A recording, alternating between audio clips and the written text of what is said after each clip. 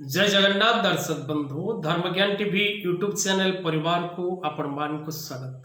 जो मित्र माने हमारे चैनल को लाइक शेयर और सब्सक्राइब करी नामती से माने लाइक शेयर और सब्सक्राइब करने को कदापि भूलंतु नहीं।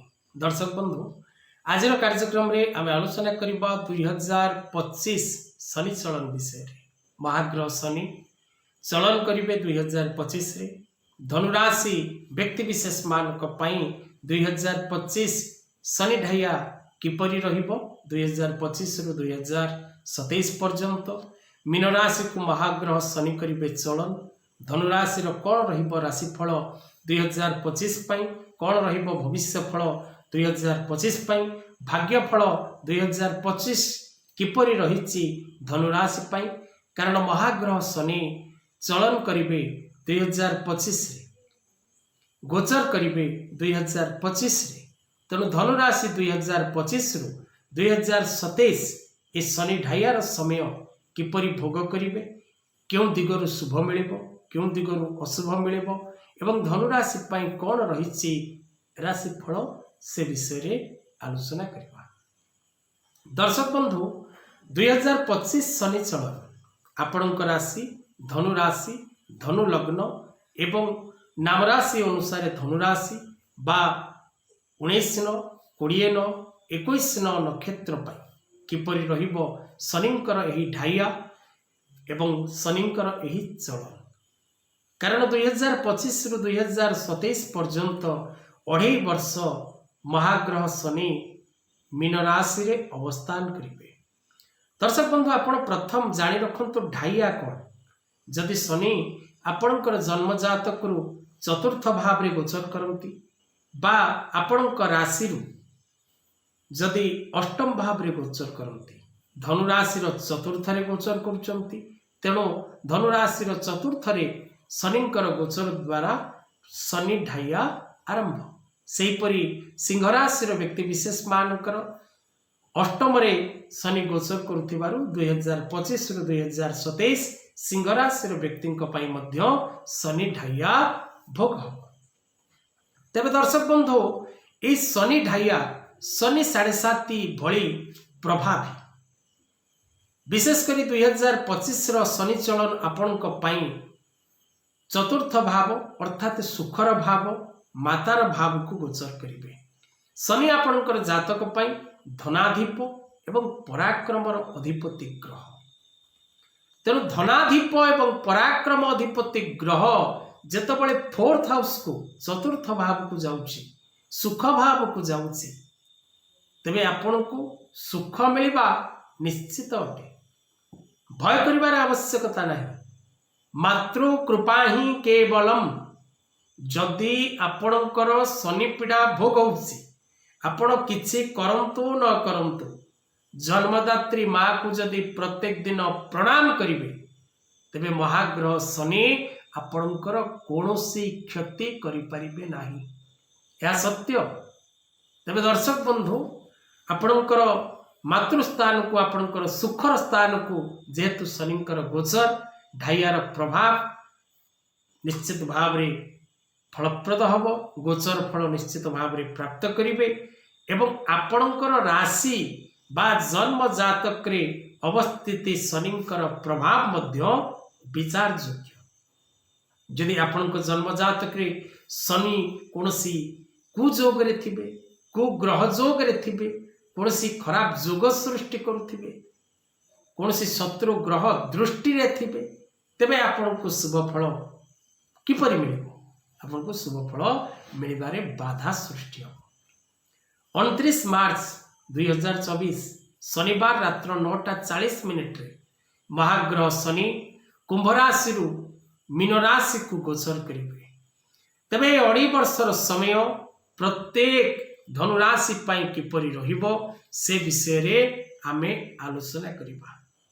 दर्शक बंधु जदि आपण निजर जन्म जातक विचार करबा को चाहंती, निज पिला मानकर नुआ जातक तैयारी करिबार चाहंती बा आपण निजर वास्तु विजिट करबा को चाहंती बा वास्तु नक्शा पई आपण कोनसी प्रकार रो परामर्श करबा को चाहंती, माटी परीक्षा करबा को चाहंती, तबे तळे दिया जायथिबा नंबर रे जोगाजोग करबा को भूलंतु नाही।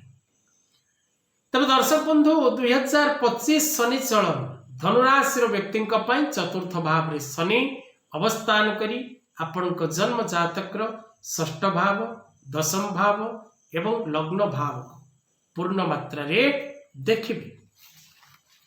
तेणु यही जो दृष्टि रहिबो शनिंकर आपणकर जन्म कुंडलीर तीनोटी स्थान को से तीनोटी स्थान को शनिंकर दृष्टि पूर्ण दृष्टि रहिबो 7.5 दृष्टि सरीची 2.5 दृष्टि मध्य रहिबो। तबे आपणकर राशि पाई 2025 गुरुंकर स्थिति पूर्ण रूपे आपण को शुभ फल प्रदान करिवार जोग सृष्टि होने कहीं ना आपणकर धनुराशि रहिबो एवं आपणकर राशि की 2025 रे बृहस्पति सप्तम भाव को जीवे जहाँकि शुभ फल देवे किंतु वर्तमान आपणकर राशि पाई बृहस्पति गोचर शुभकारक नहीं।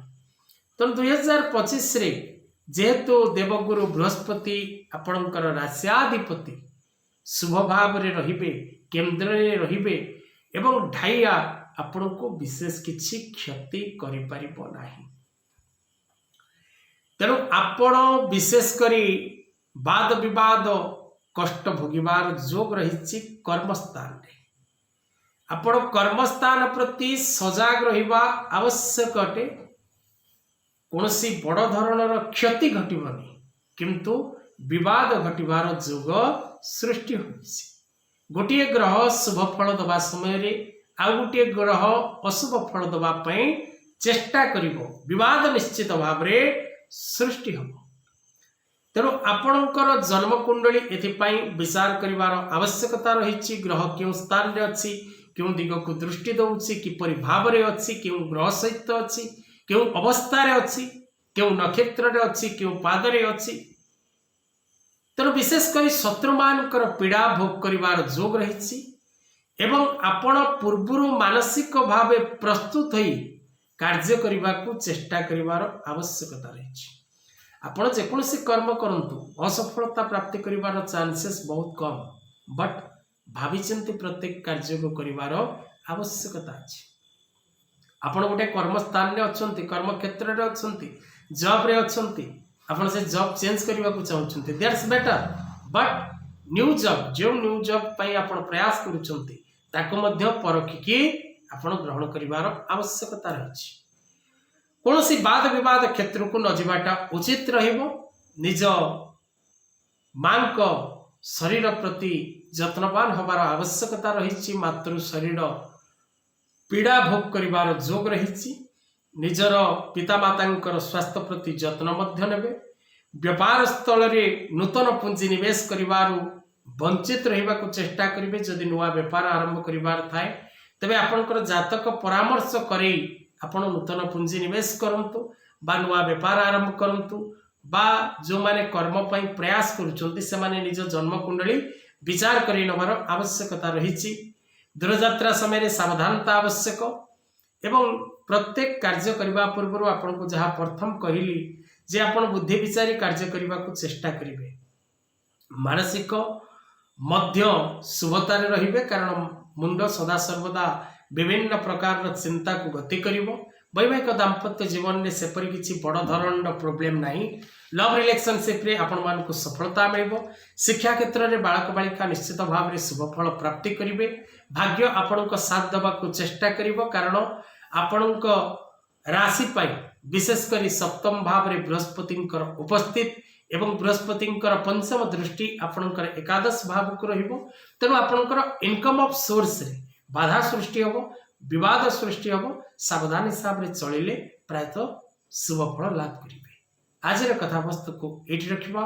जय जगन्नाथ।